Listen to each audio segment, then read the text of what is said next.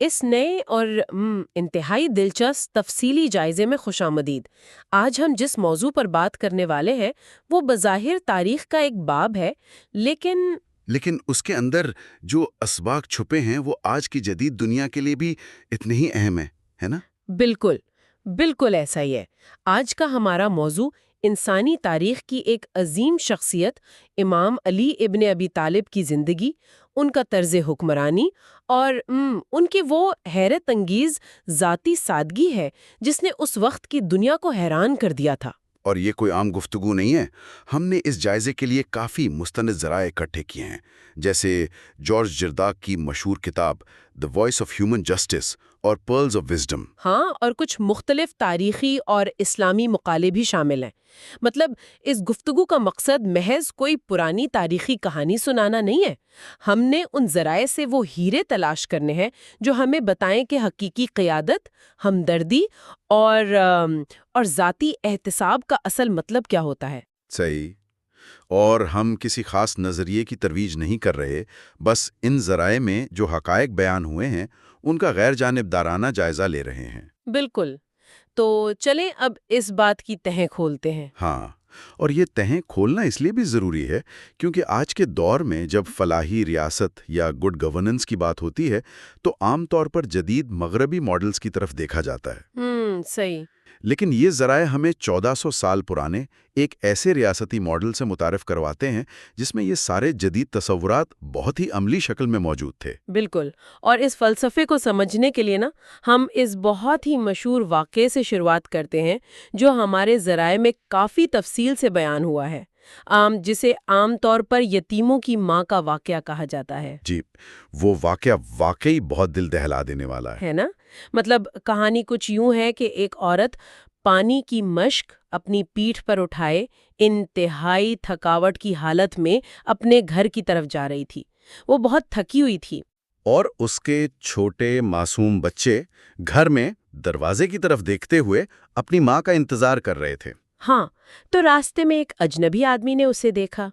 اس نے عورت سے پانی کی مشک لے کر اپنی پیٹھ پر رکھ لیں اور اس کے ساتھ گھر تک پہنچ گیا۔ جب دروازہ کھلا تو بچوں نے اپنی ماں کو ایک اجنبی کے ساتھ آتے دیکھا۔ تو اس آدمی نے مشک زمین پر رکھی اور اس عورت سے پوچھا کہ لگتا ہے تمہارے پاس پانی لانے والا کوئی نہیں ہے، تم اتنی پریشان کیوں ہو؟ اور یہاں عورت کا جو جواب تھا اس نے کہا کہ میرا شوہر ایک سپاہی تھا، علی نے اسے سرحد پر بھیجا تھا جہاں وہ شہید ہو گیا۔ اب میں ان چھوٹے بچوں کے ساتھ اکیلی ہوں۔ یہ سن کر وہ آدمی بالکل خاموش ہو گیا۔ بالکل خاموش ہو گیا اور سر جھکا کر واپس چلا گیا، مگر اس بیوہ اور یتیم بچوں کا خیال اس کے دل میں رہ گیا۔ ذرائع بتاتے ہیں کہ وہ رات بھر ٹھیک سے سو نہیں سکا۔ یہاں ذرا رک کر اس صورتحال کے نفسیاتی اور سیاسی پہلو پر غور کریں۔ آج کے دور میں اگر کسی حکمران کے سامنے کوئی ایسی خامی آئے تو رد عمل کیا ہوتا ہے؟ کوئی کمیٹی بنا دی جاتی ہے۔ ہاں، کمیٹی بنتی ہے یا کسی نچلے درجے کے افسر کو قربانی کا بکرا بنا دیا جاتا ہے۔ لیکن اس واقعے میں اس اجنبی کا رد عمل بالکل مختلف تھا، جو کہ دراصل خود اس سلطنت کا حکمران تھا۔ بالکل۔ تو اگلی صبح سویرے ہی اس نے ایک ٹوکری لی، اس میں گوشت، آٹا اور کھجوریں رکھیں اور سیدھا اس عورت کے گھر پہنچ کر دروازہ کھٹکھٹایا۔ عورت نے پوچھا کہ آپ کون ہیں؟ تو اس نے کہا، میں وہی آدمی ہوں جو کل تمہارے لیے پانی لے کر آیا تھا، آج بچوں کے لیے کچھ کھانا لایا ہوں۔ اور یہاں عورت نے ایک ایسا جملہ کہا جو کسی بھی حکمران کے لیے واقعی تباہ کن ہو سکتا ہے۔ اس نے کہا کہ اللہ آپ کو جزا دے اور ہمارے اور علی کے درمیان فیصلہ کرے۔ مطلب یہ تو ایک شہری کا اپنی ریاست کے خلاف عدم اعتماد کا سب سے بڑا اظہار تھا۔ بالکل، ایک بیوہ عورت ریاست کے سربراہ کے خلاف سیدھا خدا کی عدالت میں اپیل کر رہی ہے، اور جو شخص یہ سن رہا ہے وہ کوئی عام اہلکار نہیں ہے، وہ خود امیر المومنین ہیں۔ ان کے پاس اس وقت مصر سے لے کر ایران تک پھیلی ہوئی سلطنت کی طاقت تھی۔ پیار حکمت عملی۔ ہاں، جو آج کل بہت عام ہے، لیکن انہوں نے ایسا نہیں کیا، بلکہ وہ گھر کے اندر آئے اور کہا کہ میں کوئی نیکی کرنا چاہتا ہوں، یا تو مجھے آٹا گوندنے اور روٹی پکانے دو یا میں بچوں کو سنبھال لیتا ہوں۔ عورت نے کہا کہ میں آٹا گوندنے کا کام بہتر کر سکتی ہوں، آپ بچوں کو سنبھال لے۔ اور پھر انہوں نے لایا ہوا گوشت بھونا اور بچوں کو کھلانے لگے۔ اور یہ وہ لمحہ ہے جو مجھے سب سے زیادہ جذباتی لگا۔ ہر بچے کو لقمہ دیتے ہوئے وہ کہتے تھے، میرے بیٹے، اگر علی نے تمہارا حق ادا کرنے میں کوتاہی کی ہو تو اسے معاف کر دینا۔ یہاں جو بات سب سے زیادہ حیرت انگیز ہے وہ یہ ہے کہ ہمدردی ایک کڑے احتساب میں بدل رہی ہے۔ وہ شخص اپنی غلطی کا بوجھ نظام پر نہیں ڈال رہا، وہ براہ راست ایک مجرم کی طرح ان بچوں سے معافی مانگ رہا ہے جنہیں ریاست نے تنہا چھوڑ دیا تھا۔ صحیح۔ اور پھر کہانی کا اگلا حصہ اس احتساب کو ایک جسمانی شکل بھی دے دیتا ہے۔ جب آٹا تیار ہو گیا تو عورت نے آواز دی کہ اے صاحب، تنور میں آگ جلا دے۔ اس آدمی نے تنور میں آگ جلائی۔ اور جب آگ کی شعلے بلند ہوئے تو انہوں نے اپنا چہرہ آگ کے قریب کیا اور کہا، آگ کی گرمی کو چکھو، یہ ان لوگوں کی سزا ہے جو یتیموں اور بیواؤں کے حق میں کوتاہی کرتے ہیں۔ سوچیں ذرا، ایک حکمران خود کو ایک جسمانی تکلیف کے خوف میں مبتلا کر رہا ہے۔ اتنے میں پڑوس کی ایک عورت اندر آئی۔ اس نے اس آدمی کو پہچان لیا اور حیرت سے بولی کہ ارے، کیا تم اس شخص کو نہیں پہچانتی؟ یہ امیر المومنین امام علی ہیں۔ یہ سن کر وہ بیوہ عورت شرمندگی سے کانپ اٹھی اور کہنے لگی، مجھ پر لعنت ہو، میں آپ سے معافی مانگتی ہوں۔ لیکن امام کا جواب کیا تھا؟ انہوں نے فرمایا کہ نہیں، بلکہ میں تم سے معافی مانگتا ہوں کیونکہ میں تمہارا حق ادا کرنے میں کوتاہی کر گیا تھا۔ یہ گورننس کا ایک ایسا ماڈل ہے جہاں حکمرانی کوئی مراد یافتہ عہدہ نہیں ہے بلکہ کانٹوں کی سیج سمجھی جاتی ہے۔ بالکل، یہ ذاتی احتساب کی ناقابل یقین مثال ہے۔ یہاں آ کر بات واقعی بہت دلچسپ ہو جاتی ہے، کیونکہ جب بات ریاستی سطح پر پالیسیوں کی آتی ہے تو ان کا ویژن اور بھی حیران کن نظر آتا ہے۔ ہمارے ذرائع میں ایک اندھے عیسائی شخص کا بھی ذکر ہے۔ ہاں، وہ واقعہ دراصل جدید فلاحی ریاست کی تاریخ کا ایک اہم ترین سنگ میل ہے۔ ایک دن وہ کوفہ کی گلیوں سے گزر رہے تھے تو انہوں نے ایک نابینا بوڑھے شخص کو بھیک مانگتے دیکھا۔ جب لوگوں سے پوچھا کہ یہ کیا ہے تو لوگوں کا جواب بہت روایتی تھا کہ یہ ایک عیسائی ہے۔ مطلب ان کی سوچ یہ تھی کہ چونکہ یہ غیر مسلم ہے، اقلیت سے ہے، تو ریاست کی ذمہ داری نہیں ہے۔ بالکل، لیکن امام نے سخت ناراضگی کا اظہار کیا اور فرمایا کہ جب یہ جوان تھا تو تم نے اسے کام لیا، اور اب جب یہ بوڑھا ہو گیا تو اسے تنہا چھوڑ دیا۔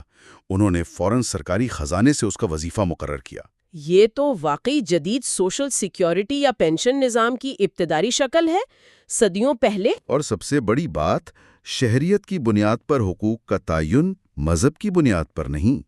اس دور میں ایک اقلیت سے تعلق رکھنے والے غریب شہری کو بھی وہی حقوق دیے گئے۔ یہ ایک بہت بڑا پیراڈائم شفٹ تھا۔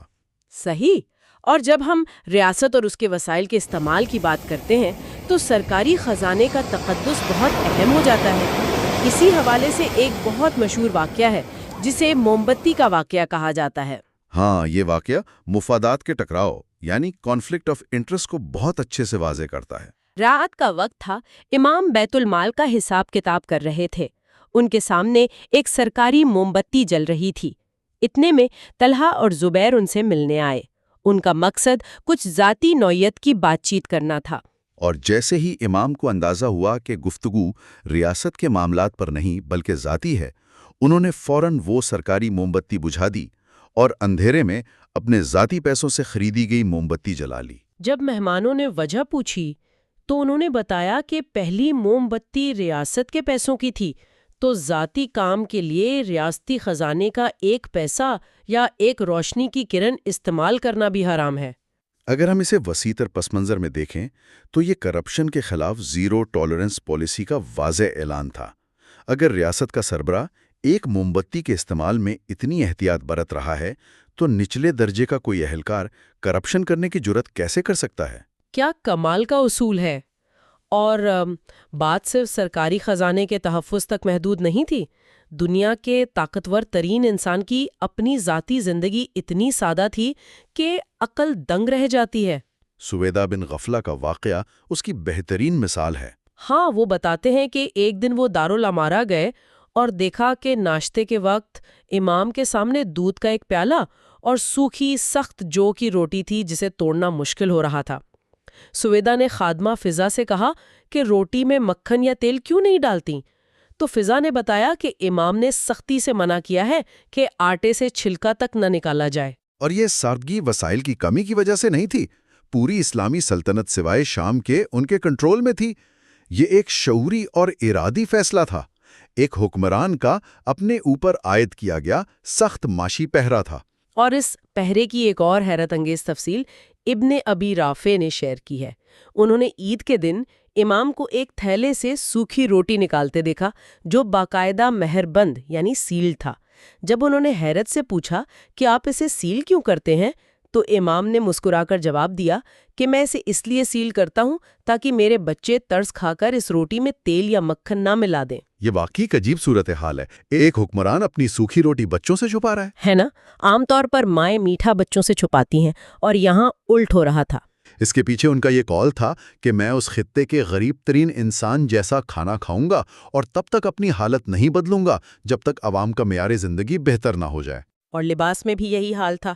سردیوں میں انہیں ایک باریک سوتی لباس میں کانپتے دیکھا گیا تو انہوں نے خزانے سے کچھ لینے سے انکار کر دیا۔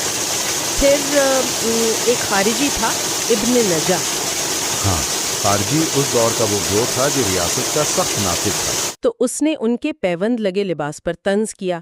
اس پر امام نے جواب دیا کہ یہ وہ لباس ہے جو غریب عوام پہن سکتے ہیں، اس سے دل نرم ہوتا ہے اور تکبر ختم ہوتا ہے۔ لباس کا پیوند دراصل ان کی عاجزی اور عوام کے ساتھ جڑے رہنے کی ایک پختہ علامت تھی۔ بالکل، اور اس عاجزی کو ہم ایک اور واقعے سے بھی سمجھ سکتے ہیں۔ ایک دفعہ ایک باپ اور بیٹا ان کے ہاں مہمان آئے۔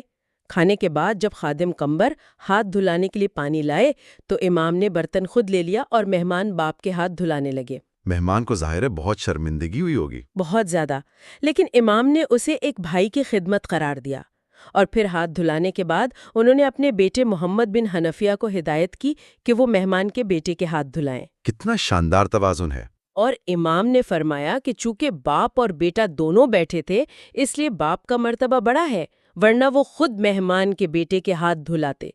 تو اس سب کا اصل مطلب کیا ہے؟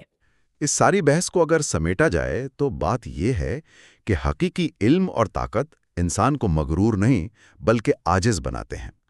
امام کا فلسفہ یہ تھا کہ اللہ کے سامنے جھک جاؤ، وہ تمہیں بلند کر دے گا، اور لوگوں کے سامنے عاجزی اختیار کرو تو تمہیں عزت ملے گی۔ واقعی ان تمام ذرائع سے ہمیں علم، انصاف، سادگی اور روحانیت کا ایک ایسا متوازن نمونہ ملتا ہے جو صرف تاریخ کے صفحات کے لیے نہیں بلکہ آج کے دور کے لیے ایک عملی رہنما ہے۔ یہ معلومات اس بات کی یاد دہانی ہے کہ ایک مثالی معاشرے میں وسائل پر سب کا حق ہوتا ہے اور حکمران عوام کا خادم ہوتا ہے۔ علم اور اختیار جب ہمدردی سے ملتے ہیں تو واقعی معاشرے میں انقلاب آ جاتا ہے۔ اس سب سے ایک اہم سوال پیدا ہوتا ہے۔ آج ہم نے دیکھا کہ امام علی نے ان افراد کی غربت اور تکلیف کا حساب بھی خود سے کیا جن سے وہ پہلے کبھی ملے بھی نہیں تھے۔ ذرا تصور کریں، اگر حقیقی انصاف کا تقاضا یہ ہے کہ کمزوروں کی تکلیف کو اپنی ذاتی ناکامی سمجھا جائے تو آج کی جدید دنیا کیسی ہوگی؟ یہ ایک بہت گہری سوچ ہے۔ اگر ہر طاقتور اور بااختیار شخص اپنے کمزور ترین شہری کی تکلیف کو محض ایک پالیسی کا مسئلہ نہ سمجھے بلکہ اپنا ایک ذاتی گناہ تسلیم کرے، کیا ہم واقعی اس سطح کی ہمدردی کے لیے تیار ہیں؟ یہ واقعی ایک ایسا سوال ہے جو کافی دیر تک ذہن میں گونجتا رہے گا۔ اسی گہری سوچ کے ساتھ ہم اس تفصیلی جائزے کا اختتام کرتے ہیں۔ امید ہے کہ اس گفتگو نے مطالعے کی نئی راہیں کھولی ہوں گی۔ مزید جاننے کے لیے ان تاریخی حوالوں کا خود مطالعہ ضرور کیا جانا چاہیے۔ اگلی بار تک کے لیے اپنا خیال رکھیے گا۔